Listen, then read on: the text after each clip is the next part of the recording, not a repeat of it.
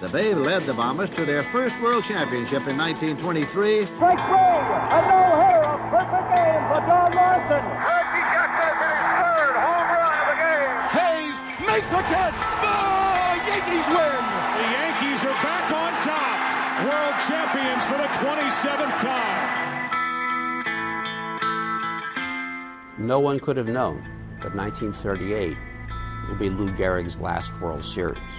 He had trailed off at the plate during the regular season, and in the series he had only 4 hits, 4 inconsequential singles, no RBIs. But clearly was already experiencing some of the effects of ALS, the disease that came to be known as Lou Gehrig's disease. And to those who really studied him, this wasn't Lou Gehrig at his best. This wasn't the Lou Gehrig that Yankee fans had come to know. Something was obviously wrong. Gehrig was obviously feeling the ill effects of ALS, but managed to hit .295 with 29 home runs and 114 RBI in his final full season.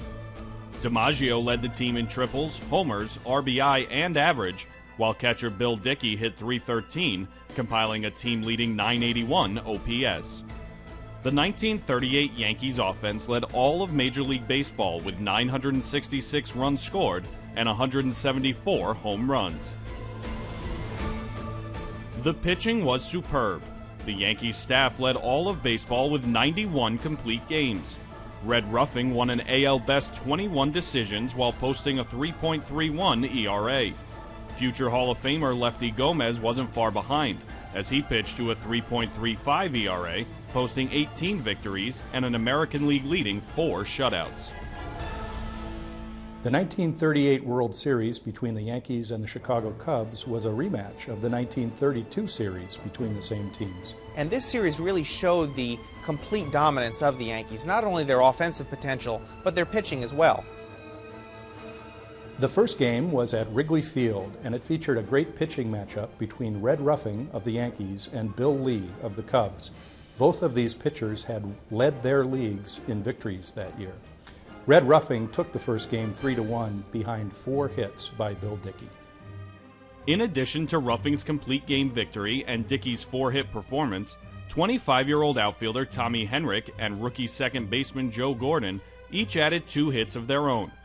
The Cubs' offensive leader in 38, Stan Hack, went 3 for 4, knocking in Chicago's lone run. But it wasn't enough as the Yankees took Game 1 of the 1938 World Series. Game 2 was a matchup not just between 2 of the greatest pitchers in baseball history, Lefty Gomez of the Yankees and Dizzy Dean of the Cubs, but also between 2 of the game's most colorful characters, likable, funny, great pitchers, meeting at Wrigley Field in Game 2 of the 1938 World Series. A memorable moment in the 1938 World Series was a game-winning home run by the little skinny shortstop Frank Crosetti. Crossetti's 8th inning 2-run shot off Dizzy Dean would put the Yankees up 4-3. Joe DiMaggio would add another 2-run homer in the 9th inning, propelling the Yankees to a 6-3 victory and a 2-0 series lead. In Game 3, we moved back to Yankee Stadium. 19-game winner Clay Bryant of the Cubs held the Yankees hitless through 4 2/3 innings, until rookie Joe Gordon hit a solo homer to jumpstart the Yankees' offense, and the Yankees never looked back. Bill Dickey added a solo home run in the 8th, while Lou Gehrig and Joe DiMaggio each notched a hit and a run scored. Monty Pearson pitched a complete game, allowing just 5 hits and 1 earned run, as he struck out 9 en route to the W and a commanding 3-0 series advantage. Game 4 was more of the same from the Bronx Bombers. The Yankees' bats battered a Cubs pitching staff that had ranked first among Major League Baseball during the regular season with a team ERA of 3.37. Tommy Henrich smashed his first career World Series homer, while shortstop Frankie Crosetti added a double, a triple, and 4 RBI. Red Ruffing pitched his second complete game of the series, allowing just 2 earned runs. The sweep was complete, and the Yankees were again world champions. In 1938, the Yankees were the first team to win 3 consecutive World Series by sweeping the Chicago Cubs.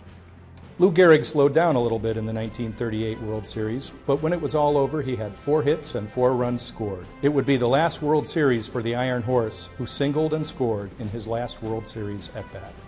Gehrig and DiMaggio might have figured to be the Yankee stars in the 1938 series, but they were overshadowed by a kid named Joe Gordon. Gordon was an unusually strong hitter for a second baseman, but in this regard, he followed in the tradition of Tony Lazzeri, his predecessor.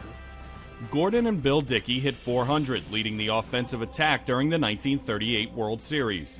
DiMaggio, Crissetti, and the Yankees captain Lou Gehrig each added 4 hits. The Yankees swept the 38 World Series with Red Ruffing winning the first and last games. Now, an interesting thing about Ruffing is he became the all-time Yankee leader in victories. He was later passed by Whitey Ford, but being right-handed, he still holds the record for most career victories by a right-hander on the Yankees. Unbelievably, not once did manager Joe McCarthy go to the pitcher's mound for a change.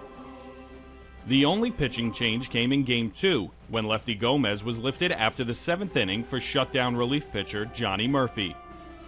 Monty Pearson pitched a complete game, allowing just 1 earned run, while Red Ruffing notched 2 complete game victories and a 1.50 ERA.